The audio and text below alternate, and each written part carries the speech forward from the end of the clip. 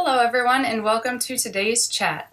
My name is Trinia and I am a team member here at Understood, and today we're going to be talking about ADHD and immaturity. And we have one of our trusted experts, Mark Griffin, who is joining us, and he is going to be answering your questions as they come in. Thanks for joining us, Mark. How are you? I'm good. I'm happy to be here. It's one of my favorite topics, and look forward to some really good questions and some dialogue. Awesome. Well, Mark has decades of experience working with children with learning and attention issues, so I'm sure we're going to get a lot of great insights from him today. But Mark, can you take just a minute to introduce yourself to all of our users? I'd be happy to. I've been a psychologist and special educator. I'm really a practitioner. That's what I've always done, what I've always wanted to do, and appreciate the privilege that I've had in having great opportunities to do it. I ran a boarding and day school for kids with learning disabilities for over 3 decades and helped found it. And I'm also involved as an expert here on Understood. I'm a member of the board of directors and executive committee on the National Center for Learning Disabilities. I'm a former member of the board of the Learning Disabilities Association of America and just recently rotated off after 10 years on the National Joint Committee for Learning Disabilities. But primarily I'm a practitioner. I've spent my life with 250 to 300 kids who really struggled in school enough that they had to come out of more traditional schools and come to a program like ours, which was totally devoted to, committed to, and really designed for kids who were really struggling in school. Awesome. Well, we are lucky to have you here with us today. Thank you. Before we get started, I just want to remind everyone that if you have a question for Mark, you can go ahead and type it in the chat box on your screen. Please just give us a little bit of details about your child or what your question entails. Maybe give us the age of the child so that we can give a really pointed answer to your question. But to get us started, as everyone is thinking of their questions, I'm wondering, Mark, can you give us a little bit of an overview of this relationship between ADHD and immaturity? What does the research tell us about this? Is there a brain-based reason for why kids with ADHD might act a little more immature than other kids? Well, actually there is, which is a good thing. You know, we really have begun to look at ADHD as immaturity of the brain's infrastructure. And there have been some very good studies recently done within the last 10 years, all of which have pretty much shown the same kind of results that suggest that kids with ADHD can actually have up to 3 years of immaturity associated with the emotional responses, ability to use self-control, stay self-regulated, not be so antsy and do those kind of things. One of the landmark studies that was done by NIH and published back in 2006, and they had tracked a group of kids for 10 years using fMRIs and taking a look at brain development, and found that in the kids who actually were diagnosed with ADHD, that there were really infrastructure differences. Everything was developing normally, meaning it was taking the same pattern as the kids who were typically learning kids and typically developing kids, but it was much, much slower. And so some of the areas that we associate with kids' ability to manage their emotions, to pay attention for a long period of time, and to do those kinds of things simply were not as well developed as kids who were typically developing. And so there was strong evidence that we were indeed seeing something the child couldn't control, and some of the behaviors we were seeing in 7, 8, 9, 10-year-olds were looking like 4, 5, 6, 7-year-olds. And so there's good data to suggest that ADHD is really immaturity in the infrastructure of the brain. And then, of course, people wonder, okay, so if that happens, what does that look like in real life? Well, there are more studies, of course, and some of those are talking about the fact that when you have a 5-year-old who's entering kindergarten who just made the cutoff point and another youngster who didn't make the cutoff point, so he may be a year and 4 days older, but he's in the same grade, that kind of immaturity, and there have been several studies done on that at University of Michigan. Was a huge study done in Taiwan with 379,000 kids, and they found that a good deal of the time that kids who are the youngest in the class, because of the fact that the teachers have certain, as much as we say they should be looking at a broad spectrum, they have certain ideas of what they think they should be seeing in kids, both behaviorally and academically, that those kids who were youngest in those grades were more likely to be viewed as kids who possibly had ADHD or were diagnosed with ADHD. And so the question of is it immaturity or is it really ADHD bears very close looking. Yes, we have data. We have science that says it could be up to 3 years of delay in the maturity in kids with ADHD. And at the same time, we're finding that kids are getting diagnosed at times more quickly than they should be. If you have an itchy 5-year-old, you have an itchy 5-year-old who may be a very common sedate 6-year-old at some point in time. And interestingly enough, in the Taiwan study, each month that this 5-year-old became closer to 6, they found that the sorts of things that they were concerned about to begin with were beginning to dissipate, suggesting that development was indeed taking the kind of course that it would want to. And then the other piece that I'm sure will come up in some of our questioning is, do kids outgrow this? Do they catch up? Do things get okay after a period of time? And for some kids, it appears so.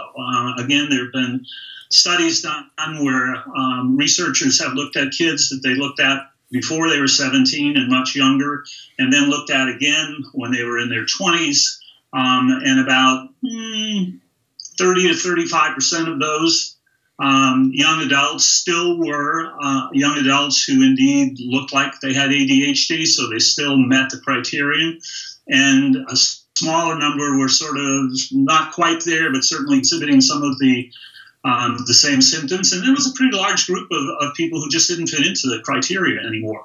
So they looked at them and did fMRIs again and found that the group that continued to show clear indications of ADHD had not had the same kind of brain development, in this case thickening of the cortex, as the people who were sort of almost there, and certainly for the people who didn't look like they had ADHD anymore. And they obviously had a control group of about 180 20-somethings who were typically learning, who didn't show this at all. They had full sort of thickening of the cortex. So I guess the long and short of this is there's a fair amount of data behind the idea that ADHD continues to be a construct that we should look at as immaturity in the infrastructure of the brain, and that, yes, there are certainly brain-based reasons why some kids look like they're much younger, act like they're much younger, have a lot of trouble controlling the things that we'd like them to control in terms of their emotions and their impulsivity and their ability to sustain attention and to do those kinds of things. Wow, thanks for that synopsis of the research.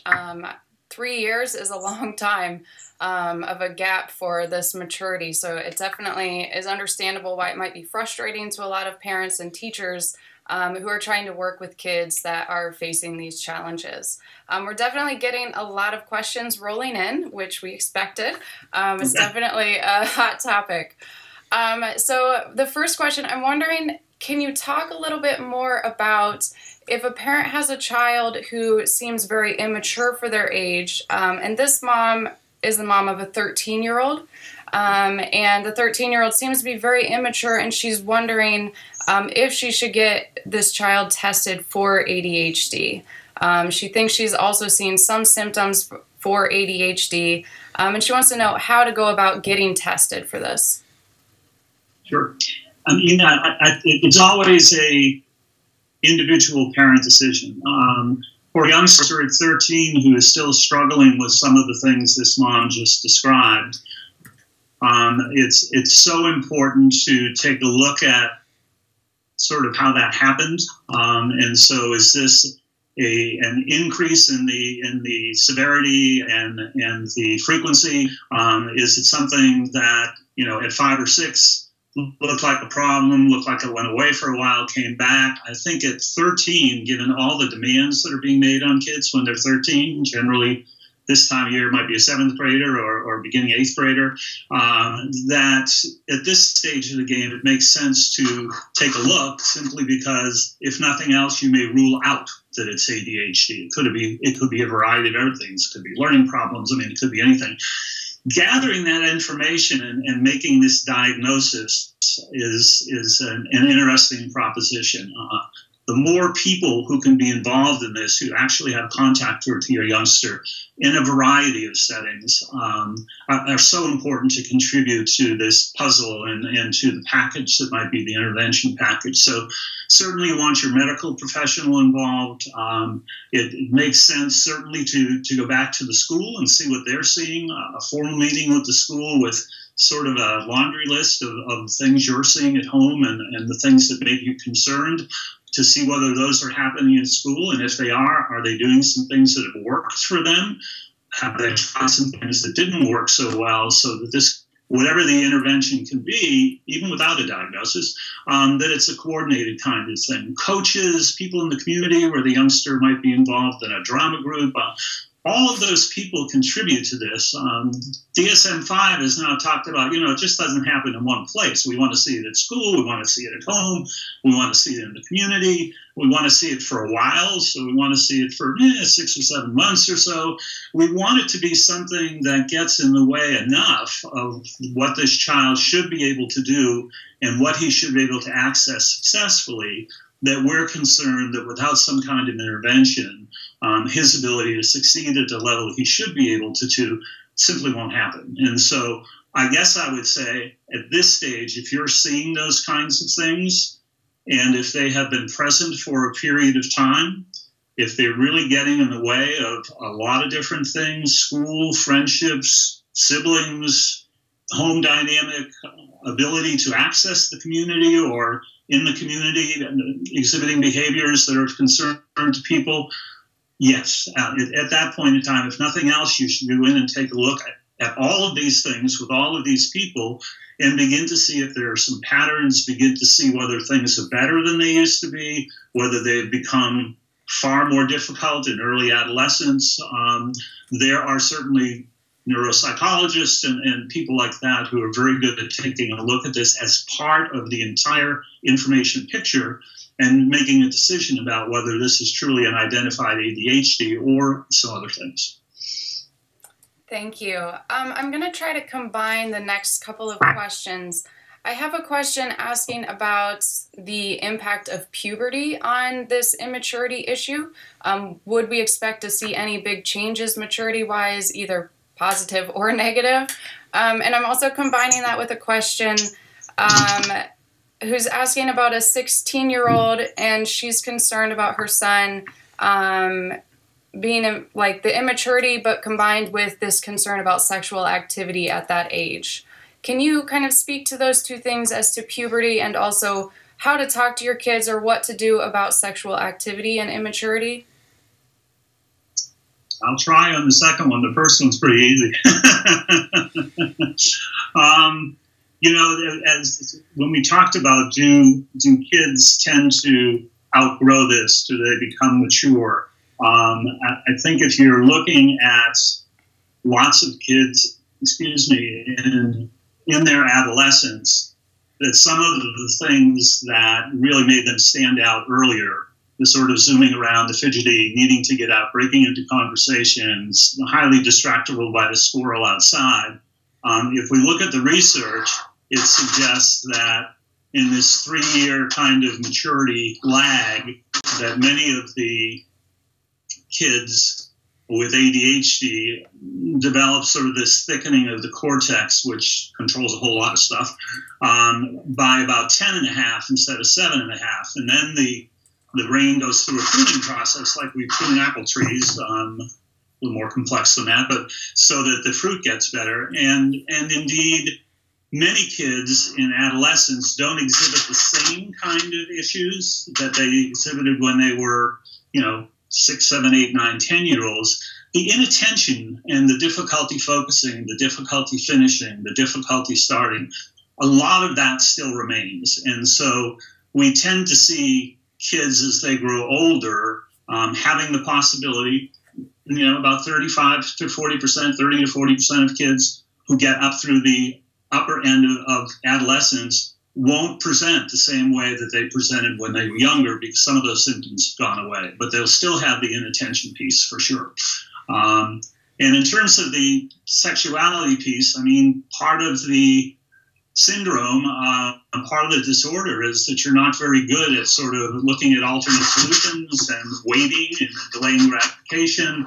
I think it would probably be very important on the 16-year-old part, either if there's a trusted counselor at school, if there's a therapist who might be available outside. It's time to at least talk about what that high risk behavior has as potential consequences. And so it's not just kids with ADHD who might be sexually active. There are lots of kids, we hate to say it, but maybe from middle school on, who are becoming more sexually active. And so having the opportunity, if the parent can have that conversation, if those lines of communication are open, that's not a bad place to start. But lots of times, kids need to hear that from somebody outside of the internal piece of the family dynamic, and what the real dangers are, and what the exposure is, and what are some of the ramifications of those kinds of things, both from an emotional standpoint, but also from a physical standpoint. And Mark, you touched a little bit about how this might also be related to impulse control. And I'm wondering, can you talk a little bit? I would imagine that it's kind of similar, that if a child is having trouble controlling their impulses, like in the classroom or in other situations, that might also be related to how they're interacting with their peers, and maybe even their decisions regarding sexual activity. Would it make sense for parents to be working on impulse control just across the board? And if so, what are strategies you can use to work on impulse control? Well, I think that all the way through with kids with ADHD, if they happen to be kids who, have the more hyperactive kind of piece of this syndrome, or the combined type with hyperactivity, impulsivity, and inattention, having the whole thing with it, that you constantly need to work on that. Understood has some great information about helping kids with impulse control kinds of things. Lots of times this is the sort of ready, shoot, aim syndrome, and trying to get kids to at least look at alternate solutions. And this comes with practice. A lot of it can be done in a hypothetical situation with role playing and rehearsal. It's never good to do it when you're in the heat of the moment and wondering why this child made this kind of a decision. But soon after, many kids have very, very good insight into what they might have done, but they simply didn't have it available to them in the heat of the moment. And so they made a very, very quick decision that in many cases is not so great. It's a process. It's not an event. And it should be part of every parent who happens to have a child with ADHD repertoire of constantly pointing out the good things, number one, as often as possible. Honest praise, short, sweet, specific, helps kids begin to believe that they can manage their own impulses a little bit better. When it doesn't work, pointing out what went wrong, talking about what we might have done when things have calmed down a little bit. But it's not something that you would do, once a week or twice a month. It should be part of your repertoire all the time, so that you're constantly giving this youngster feedback as much as positive as possible, but you're also giving him feedback about what the environment is seeing from him or her, and what might be the changes that would make some sense to do that. And there's a laundry list of things. If you go out on Understood, to list all 40 of them would take forever, but that are fairly easy to do at home, and you'll have ample opportunity to do them all the time, because fortunately or unfortunately, kids who are impulsive tend to at times do the same thing we just talked about a half an hour ago, and had strategies about what we're going to do the next time it happened, and then it happens again, and the strategy does not get called up. There's an interesting theory sometimes that it's not even a knowledge problem, that for many of these kids, if you were to sit down and talk with them in a group, they're very good at saying, well, I would do this, this, and this. And then the 8-year-old goes out to swing, and he thinks the other kid's been swinging too long on the swing, so he asks him once to get off the swing. Then he goes over and pulls the swing out from under him because asking him to get off didn't work one time. So it's a process. It's liquid. It's not going to happen overnight, but it certainly is very susceptible to parents sort of creating a very predictable environment, as structured environment as possible, letting this youngster know what's going to happen if you're going over to grandma's for Sunday dinner, what that likely to look like, and you go over that 2 or 3 times in the car, and you ask him for input. Simple things like that. It's not as though it's a huge kind of here's the theory and here's what you need to do. Your child's going to present in a particular way, but he will give you many, many, many opportunities to intervene and to give him some strategies. And over time, for a lot of kids, that works out. I mean, parents have signals with kids that are visual. They have signals that are verbal that allow the kid an opportunity to get out of a situation. It just means designing something with the people who work with your child over time to scaffold for him. You are really helping him fill in the pieces that he doesn't normally take long enough to make a decision about that's good. Mark, I like how you pointed out how this is a process and involves a whole lot of conversations and trial and error. It's not going to happen overnight. That's such a great point. We have quite a few questions coming in about relationships and friendships that kids are trying to have. And a lot of parents have noticed that their kids are befriending younger children who are at a more even maturity level as them. And some of these parents are concerned, like, well, should I be encouraging my child to have relationships at the same age, or is it okay for them to have relationships with younger kids? Or what can I do to help them have stronger and better relationships, even though they might be more immature? Yeah, I think the answer to that is, and there is some data behind it, that for some kids, having some opportunity to be with younger kids, kids with ADHD have turned out to be pretty good babysitters and things like that for younger kids. If we look at it practically, if they're operating 2 or 3 years behind and they're 11 and they have 2 8-year-old kids in the neighborhood who befriend them, the demands on them, the 11-year-old, are far different than what the demands of a peer group of 11-year-olds are going to be. And so for part of the time, it's probably not the worst thing in the world if it happens that they befriend a younger child or two to have some opportunities to do that. But it's critical that we, in structured, predictable kinds of situations, try to encourage the peer kinds of things. Also, kids with ADHD often befriend older kids and adults because their expectation for their behavior is different. They're older. So this is a younger kid, and even if he's a little bit younger than he should be, it's not a real problem. But trying to foster friendships is a real challenge for some kids and for some parents. And we suggest that you do it in as structured a way as you can. You can even help your youngster script the call that says, would you like to come over and do this? And then if you're going to be there, parents would say, wow, somebody said that they want to come over, so we're going to have them for the whole weekend. And we said, no, that's not a really good idea. You don't want this youngster for the whole weekend with yours, because he's going to have a very hard time managing 48 hours of another child when he struggles to pay attention and to share and to do some other kinds of things. So you might start out with going bowling for 2 hours, which is fairly structured. It's stimulating enough. There's enough action going on. If there's a really good movie that everybody wants to see and you can get access to it, you go to the movie. If it happens to be at your house, you do a couple of things. You find out what the other child likes to do, and you make sure that you have an opportunity to talk with your 11-year-old about when you have a guest. You kind of defer a little bit to what they want to do and what they want to play with and those kinds of things. Structure the time. Don't excuse yourself and go away. Drop in every once in a while, so that what you're doing is you're helping monitor and buffer the interactions, so that the child who comes to visit wants to do it again and wants to spend some time.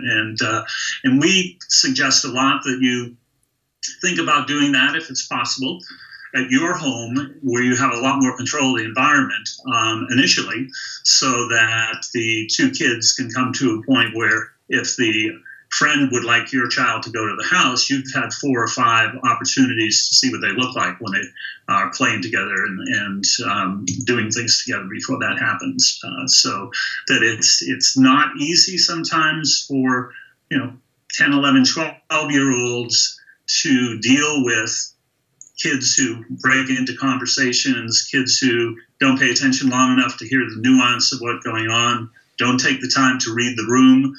So the more that we can help structure that, and the more the good things that the kid knows how to do, maybe he's a great bike rider, maybe he's a great basketball player, whatever it happens to be, get showcased along with being structured enough that indeed those play dates are likely to go okay. Thank you, Mark. I have kind of a specific question that is along the same lines of the social interaction and making friends. And this mom is looking for specific advice about her daughter who has ADHD and is starting junior high. And she's still talking in baby talk and making inappropriate noises. And this mom is wondering what they can do to help her transition into junior high and maybe control these impulses in order to make more better friendships with her peers. Yeah, I mean, it's not an unusual situation, particularly for kids who are, by design, immature and transitioning from one situation, which is probably a little more benign than the next situation. I think if this is happening in September, parents should start now, meeting with the people at the next school, talking about the things that she's concerned about, also talking about the strengths. All kids have strengths, and we try to leverage those strengths. That is generally, that particular kind of behavior is generally not going to engender the response that anybody wants with middle school kids. When we think about middle school kids, and I know you dealt with high school kids for a long time, but middle school kids are going through so many different things and trying to be a little bit more independent and sort of go their own way, and difference for them often is not good. So somebody who walks into a 6th grade and is using sort of immature talk is going to be looked at in a way that's not very productive. But having the school know early on that these are some issues, it may be that the school, most elementary schools have what they call step-up days, where you bring your kids over there and they walk around the place, find the cafeteria, see what the bathrooms are, see where the field house is, the ball fields, and all those other kinds of things. It may be interesting to try to have that happen in a way where the matchup between their particular child and the child who's taking her around is one that's very intentional and well thought out. Also, too, I don't know if this child is receiving some therapeutic intervention at this point in time, but it might be useful to at least explore that. Again, sometimes trying to change these behaviors can be facilitated by having somebody outside who is objective, who is viewing this thing from a very sort of practical standpoint, and is likely to help whatever the parents are doing in order to do this. So I do think the time to start is now, and to gather this team at school. If she is a youngster who's been diagnosed or identified with ADHD, she may have a 504. If she does, part of the accommodation package can address some of this, and at least letting the teachers know and having the team have time to begin to develop, an intervention plan that makes some sense, because the toleration level for that particular kind of behavior is probably not going to be very high from kids, and it's unfortunate, but I think that getting at this now would give you a much longer period of time to put some things in place that are kind of school-wide. Thank you, Mark. We are running out of time, unfortunately, but I want to get to one last question. We had a few parents asking this, and it's such an important question that I definitely dealt with as a teacher as well. What is your opinion of holding kids back due to this immaturity? And do you think that that could be helpful if they're also struggling in their academic classes? Or what do you think? That's such a highly individualized thing. My first sort of impulsive response would be that generally that has not been as productive as we'd like it to be for most kids, not for all kids. That the immaturity, as we have seen in at least a number of the kids, that they do begin to catch up over time, not as quickly as we would like them to do. I think the questions you always ask about that is, if it's an academic issue, can the school, particularly if they're a school that is utilizing the RTI-TSS approach, which is response to intervention and multi-tiered systems of support, many kids receive services from schools without being identified. And so if there's some question about the identification, or if there is they can step this up a little bit better. The self-esteem issues around being held back, particularly in the same school, for a kid who's already struggling, really need to be taken into consideration. Is it because the school has not had an opportunity to, or didn't sort of see the need to intervene in a more intensive way? Is that part of this? And so before you make that decision, and I don't want to say an absolute one way or the other, but I think most people who work in this field would say, be very sure that the benefits you're going to get out of this far outweigh the idea of taking the program and making it more intense and scaffolding help for this child, helping with some of the behavioral kinds of things, and hope that coupled with what will be at some point some maturity in the things that are developmental in this child is a better option than retaining the child. I think that you really would have to have a really nice big list of pros that is associated with holding a child back than cons. The research is not very strong on that being as helpful as possible. Certainly kids changing schools, moving to a different area, kids who are going to a high school that's not in their district or running off to boarding school, lots of times people make the decision because that's a fairly easy transition. It's new kids, it's a new place. Lots of kids are a year older because their parents lived all over the world. But I just hesitate to say that you really, really, really should look at what are the benefits, what are the drawbacks, and that the benefits really need to far outweigh what the drawbacks are. It does require a much different plan if you plan to move ahead and have the child go to the next grade. But that appears to be, in the literature, generally more successful for kids, not for all kids. Obviously, some kids have stayed back and done very well after having that happen. But I just would caution parents to say, make sure you make this a team effort. You have a clear sense of who the next people might be and how they might be able to be better at this for your child. Talk with the people, the medical professional who did the diagnosis, the people who might be intervening with her now from a counseling standpoint. I just think that you need to be skeptical, but not closed when you look at these things. And that's a personal opinion. But having been at this for a long, long period of time, the times when moving a youngster into the next grade with better and more supports that were faithfully implemented seems to be there. Thanks for walking us through that, Mark. It's definitely a tough decision to make and requires a lot of thoughtfulness. Thank you. Yeah. So unfortunately, that is the end of our chat today. We're not going to have time for more questions. But if your question didn't get answered or you have more questions that came up, we have a very active community on our website. And sometimes our experts, just like Mark, pop into those and answer some questions as well. You can find that at u.org/community. And you can also find this chat and other previous chats that we've done on our website at u.org/calendar. Just look under archives. Thanks so much for joining us, Mark. This was great. Okay, thank you. It was great fun. And thank you all for watching. Oh, okay. Bye.